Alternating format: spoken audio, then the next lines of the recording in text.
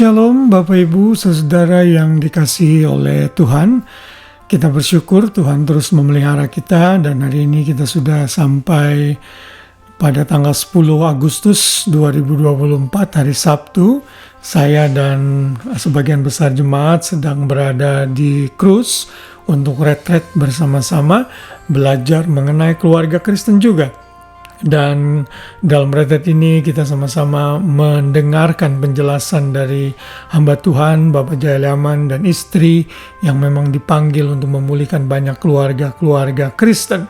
Dan melalui renungan ini, kalau Bapak Ibu Saudara mau menghubungi Bapak Jayaliaman Sinaga, Bapak Ibu bisa menghubungi saya, jadi bisa diundang ke gereja Bapak Ibu mungkin untuk bisa berbicara mengenai keluarga Kristen. Dan sebelum saudara tidur, malam ini ada baiknya kita sama-sama mengisi hati kita dengan firman Tuhan, diperlengkapi dengan firman Tuhan. Baik itu yang sudah berkeluarga atau belum, ini menjadi bekal untuk kita sama-sama mempertahankan pernikahan kita harmonis dan sesuai dengan kehendak Tuhan. Hari ini saya beri judul Kekudusan Pernikahan Kristen dari ayat hafalan kita yang diambil dari Ibrani 13 ayat 4 yang berbunyi demikian, hendaklah kamu semua penuh hormat terhadap perkawinan dan janganlah kamu mencemarkan tempat tidur, sebab orang-orang sundal dan pejinah akan dihakimi Allah. Tuhan sangat honor atau menghormati, menghargai pernikahan. Karena Tuhan sudah menetapkan hal ini sejak dari penciptaan yang kita sudah belajar beberapa hari yang lalu dalam Kejadian 2 ayat 24. Tetapi pada saat ayat ini ditulis dalam gereja mula-mula, itu terjadi satu konsep yang menyatakan bahwa kalau orang itu celibacy, single, tidak mau menikah, dianggap lebih kudus dari orang-orang yang menikah.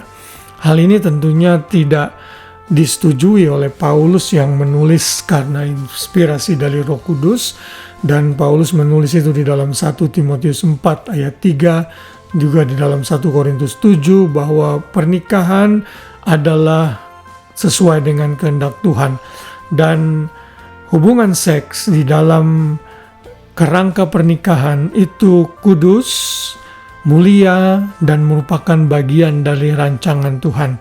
Karena itulah bila seseorang sudah menikah dan melakukan hubungan seks di luar dengan pasangannya, maka Tuhan sangat marah, dan menurut ayat ini dikatakan Tuhan akan menghakimi orang tersebut. Karena itu setiap pasangan, baik itu suami atau istri, tidak boleh mencemarkan tempat tidur. Artinya, tempat tidur itu adalah milik suami istri yang harus dinikmati dalam suasana keintiman rumah tangga dan pernikahan yang diberkati oleh Tuhan. Dan bila manusia atau orang berusaha melanggar kekudusan pernikahan, maka Tuhan akan memberikan penghukuman dan konsekuensi yang ditanggung untuk dosa immorality itu sangat-sangat severe. Tuhan tidak suka. Ada banyak ayat-ayat di dalam Alkitab yang menggambarkan penghakiman Tuhan bila orang commit terhadap dosa seksual ini. Tuhan tidak suka.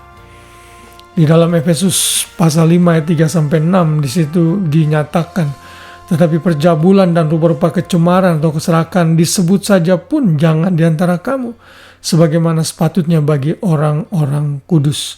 Juga perkataan kotor yang kosong dan sembrono Tuhan juga tidak mau. Dan ayat 5, karena itu ingatlah baik-baik, tidak ada orang sundal, orang cemar, orang serakah, artinya penyembah berhala, yang mendapat bagian dalam kerajaan Kristus Allah. Janganlah kamu disesatkan orang dengan kata-kata yang hampa, karena hal yang demikian mendatangkan murka Allah atas orang-orang yang durhaka. Orang yang cemar, orang yang penjinah diperhitungkan seperti orang yang durhaka.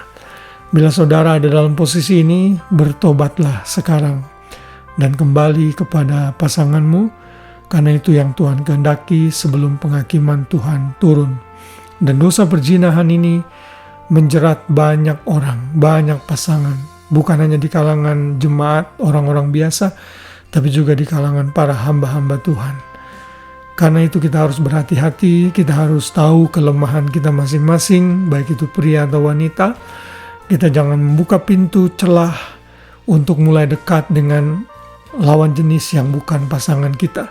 Dan biasanya semua itu terjadi dari pembicaraan yang casual, dari mulai chat di WA misalnya, atau sosial media, lalu terus akhirnya menjurus kepada hal-hal yang terlalu intim di luar konteks pernikahan yang resmi.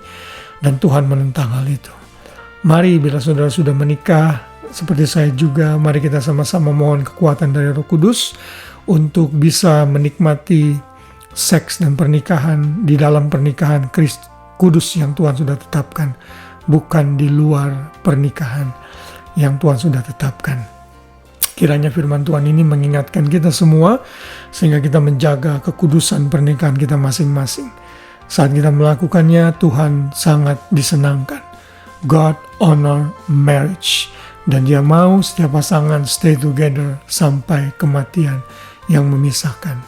Doa saya untuk para suami dan istri, untuk para keluarga, biar keluarga saudara diberkati Tuhan, dan terus saudara dimampukan untuk hidup dalam kekudusan dan menjaga hubungan pernikahan saudara sesuai dengan kehendak Tuhan. Selamat malam, selamat beristirahat. Kiranya kasih Kristus memenuhi hati kita, sehingga sepanjang malam kita bisa tidur dengan nyenyak. Besok pagi kita bangun dengan tubuh, jiwa, raga yang sehat, dengan rahmat Tuhan yang baru setiap hari. Tuhan memberkati kita semua. Shalom.